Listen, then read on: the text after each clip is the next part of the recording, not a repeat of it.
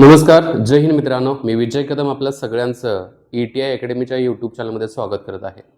आजच्या या लेक्चरमध्ये या व्हिडिओमध्ये आपल्याला बघायचे आहेत भारतीय संविधानामध्ये बघा 100 ते 106 या एकूण ज्या घटना दुरुस्ती झालेल्या आहेत ना, तर त्यांच्याविषयी माहिती बघायची आहे. का बघायची आहे? बऱ्याच वेळा परीक्षामध्ये जोडायला लावायला असेल किंवा पर्टिक्युलरली 103 नंबरची घटना दुरुस्ती, 101 नंबरची घटना दुरुस्ती कशा संदर्भात आहे हे विचारलेलं आहे. सो आपल्याला काय करायचं आहे, तर हे एकाच ह्याच्यामध्ये लक्षात ठेवायचं आहे जेणेकरून आपल्याला कुठल्याही प्रकारचा प्रश्न सोडवत असताना त्रास न झाला पाहिजे. बघा, चला तर आपण चालू करूया.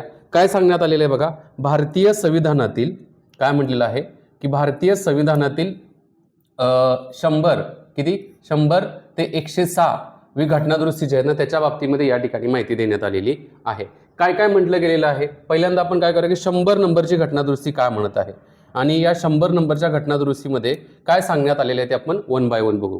पहिलं काय म्हणलेलं आहे की 100वी घटना दुरुस्ती जी आहे ही 2000 कधी झाली होती, तर 15 मध्ये झाली होती. कधी? 2015ला 100वी घटना दुरुस्ती झाली होती. या 100व्या घटना दुरुस्तीचा रेफरन्स काय होता, तर भारत आणि बांगलादेश यांच्यातील ऐतिहासिक लँड बाउंड्री ॲग्रीमेंट, यालाच LBA असं म्हटलं गेलेलं आहे. लँड बाउंड्री ॲग्रीमेंट जी आहे ना ही अंमलात आणली गेलेली होती 2015ला, जून 2015च्या बी पर्टिक्युलर म्हटलं तर. आणि याच्यामध्ये काय झालं होतं की जो आपला भारत आहे या भारताचा काही भूभाग बांगलादेशला हस्तांतरित केला होता आणि बांगलादेशकडून काही क्षेत्र जे आहे ना ते भारताला देण्यात आलेलं होतं. म्हणजेच जी 100 नंबरची घटना दुरुस्ती आहे ही भारत आणि बांगलादेशमधली आहे असं लक्षात ठेवा. आणि जमिनीची देवाणघेवाण झालेली आहे आणि त्याच्या संदर्भातली ही घटना दुरुस्ती 2015 रोजी करण्यात आलेली होती. ही 100 नंबरची घटना दुरुस्ती. सेकंड नंबरची जी आहे म्हणजेच दुसरी 101 नंबरची घटना दुरुस्ती कायदा कधीचा आहे? 2016चा आहे. बघा, 101 नंबरची घटना दुरुस्ती कायदा कधीचा आहे, तर 2016चा आहे. सगळ्यांना ही माहिती आहे, लक्षात ठेवायचीच आहे. तरी पण ज्यांना माहित नाही त्यांनी, ही GST संदर्भातली आहे, गुड्स अँड सर्व्हिस टॅक्सच्या बाबतीमध्ये.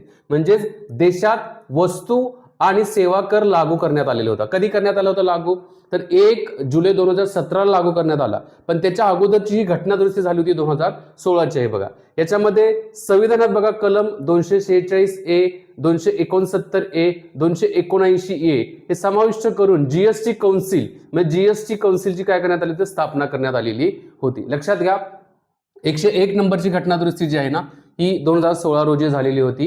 ही GSTच्या संदर्भातली आहे. बघा, त्याच्यानंतर आहे 102 नंबरची घटना दुरुस्ती. कुठली? 102 नंबरची घटना दुरुस्ती. आता 102 नंबरची घटना दुरुस्ती 2018ला झाली होती. बघा, कधी झाली होती? 2018ला ही 102 नंबरची घटना दुरुस्ती झाली होती.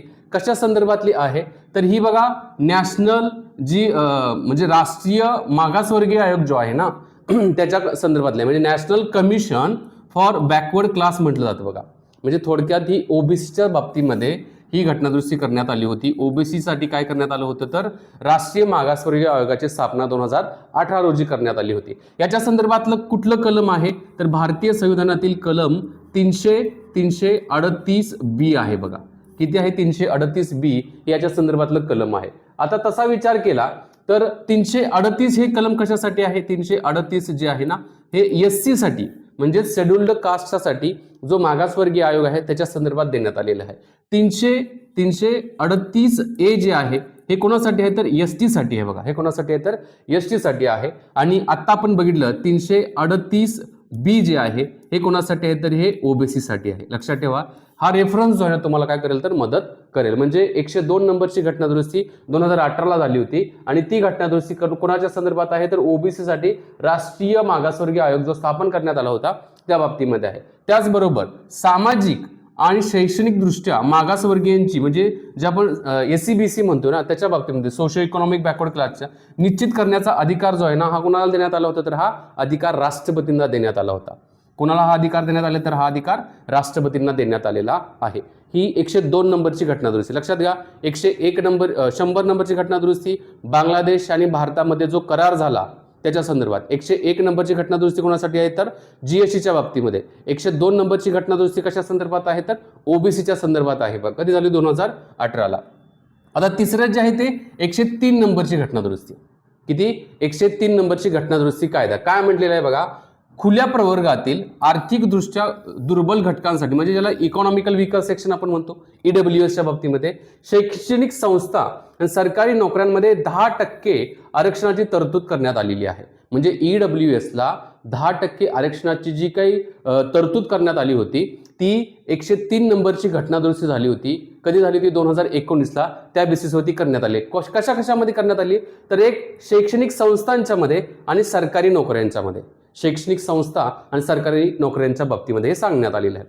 त्याच्यानंतरचं पुढे काय म्हणण्यात आले बघा, कलम 15 आणि कलम 16 मध्येही नवीन उपकलम जे आहे ना, उपकलम 6 हे काय करण्यात आलं होतं? तर समाविष्ट करण्यात आलेलं होतं.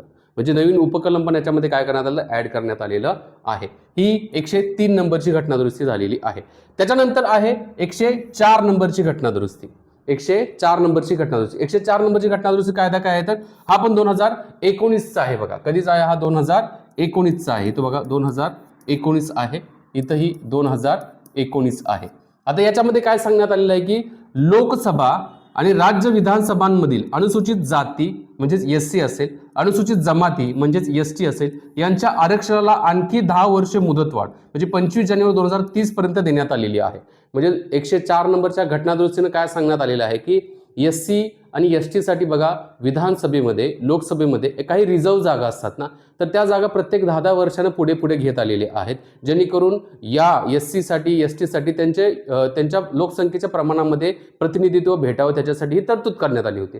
त्या बेसिसवरती काय करण्यात आले? तर 104 नंबरची घटनादुरुस्ती झाली ना, त्या 104 नंबरच्या घटनादुरुस्तीमध्ये सांगितलं की 2019 पासून 2030 पर्यंत काय केलं? तर हे 10 वर्ष पुन्हा याला वाढ करण्यात आलेली आहे. लोकसभेच्या आणि विधानसभेच्या सीट्समध्ये जे SC आणि STचं जे रिझर्वेशन असेल त्या बाबतीमध्ये. आणखी एक मुद्दा करण्यात आला बघा की संसदेतील आणि विधानसभेतील अँग्लो इंडियन सदस्य जे होते, अँग्लो इंडियन्समध्ये कोण?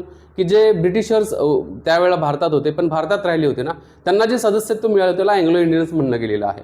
तर त्यांचं नामनिर्देशन जी तरतूद जी होती ना, ती काय करण्यात आली होती? समाप्त करण्यात आलेली होती. ही 104 नंबरची घटनादुरुस्ती. पहिल्यांदा 100वी घटनादुरुस्ती बांगलादेश भारताच्या बाबतीमध्ये, 101 नंबरची GSTच्या बाबतीमध्ये, 102 नंबरची घटनादुरुस्ती OBCच्या बाबतीमध्ये, 103 नंबरची घटनादुरुस्ती EWCच्या बाबतीमध्ये आणि 104 नंबरची घटनादुरुस्ती जी आहेत ना, SC आणि STच्या रिझर्वेशनसाठी 10 वर्षे वाढ करण्यात आली होती लोकसभा आणि राज्य विधानसभेमध्ये. त्याच्यानंतर आहे 105 नंबरची घटनादुरुस्ती. 105 नंबरची घटनादुरुस्ती कायदा 2021चा आहे. कशा संदर्भात आहे बघा? राज्य सरकारे आणि केंद्रशासित प्रदेशांना सामाजिक आणि शैक्षणिक मागासवर्गीय म्हणजे SC BC OBC स्वतःचा स्वतंत्र यादी तयार करण्याचे आणि ती कायम ठेवण्याचा अधिकार बहाल करण्यात आला बघा. म्हणजे राज्य सरकारला, केंद्रशासित प्रदेशांना काय करण्यात आलं की शैक्षणिकदृष्ट्या मागासवर्गीय कुठला SC BC असेल, त्याचबरोबर OBC असेल, स्वतःची स्वतंत्र यादी ते तयार करतील आणि ती कायम ठेवण्याचा अधिकार त्यांना बहाल करण्यात आला. त्या बाबतीमध्येच कलम बघा, रेफरन्स मिळतो आपल्याला 338B, 342A आणि 366 मध्ये काय करण्यात आलं? तर या तरतुदी या स्पष्ट करण्यात आलेल्या आहेत. ओके. त्याच्यानंतर आहे 106 नंबरची घटनादुरुस्ती. कधी झाली होती? 2023ला हा घटनादुरुस्ती कायदा आहे. कशाचा संदर्भ आहे? एक म्हणजे नारी शक्ती वंदन अधिनियम असं म्हटलं गेलेलं आहे बघा. हे नारी शक्ती वंदन बिल जे म्हटलं गेलेलं आहे ना, ते बिल जे आहे हे ओळखलं जातं. याच्यामध्ये लोकसभा, राज्यांच्या विधानसभा, दिल्ली राष्ट्रीय राजधानी क्षेत्रातील विधानसभेमध्ये महिलांना 33% रिझर्वेशनसाठी काय करण्यात आले होते? तर ही एक ऐतिहासिक तरतूद या घटनादुरुस्तीच्या माध्यमातून करण्यात आलेली आहे. 106 नंबरची ती घटनादुरुस्ती सांगण्यात आलेली आहे बघा. याच्यामध्ये नवीन कलम 330A, 332A आणि 334A हे समाविष्ट करण्यात आले. 330A, 332A आणि 334A ही कलमे काय करण्यात आली होती? तर समाविष्ट करण्यात आलेली होती. पुढे काय सांगण्यात आले बघा. आता हे झालं 100 पासून 106 पर्यंत आपण प्रॉपर उजळणी या ठिकाणी बघितलेलं आहे. आता थोडं आपण काय करूया की या उजळणीमधील काही महत्त्वाचे मुद्दे जे आहेत ना, जे आपल्याला माहिती पाहिजे ते खाली मी काढलेले आहेत. काय काय म्हटलं गेलेलं आहे बघा या ठिकाणी. पहिला बघा, कर सुधारणेच्या बाबतीमध्ये असेल GSTच्या संदर्भातलं किती आहे? तर 101 नंबरचं काहीतरी घटनादुरुस्ती आहे बघा. सामाजिक न्याय आणि कल्याणाच्या बाबतीमध्ये 102 नंबरची घटनादुरुस्ती, 103 नंबरची घटनादुरुस्ती, 104 नंबरची घटनादुरुस्ती आणि 105 नंबरची राज्य OBC याद्याच्या बाबतीमध्ये जी तरतूद आहे या सामाजिक न्याय आणि कल्याणाच्या संदर्भातली काय तर ही घटनादुरुस्ती झालेली आहे. त्याच्यानंतर राजकीय आणि स्त्री प्रतिनिधित्वाच्या संदर्भातली 104 नंबरची घटनादुरुस्ती असेल की जे अँग्लो इंडियनचं रद्द केलेलं असेल.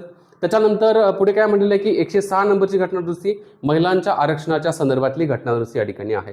आणि सीमा कराराच्या बाबतीमध्ये असेल तर ही 100 नंबरची घटनादुरुस्ती आहे. म्हणजे कर सुधारणा, सामाजिक न्याय कल्याण, राजकीय व स्त्री प्रतिनिधी आणि सीमा करार या संदर्भात जर आपण या घटना दुरुस्तींना जर क्लासिफाय केलं तर ते अशा पद्धतीने आपल्याला येत आहे.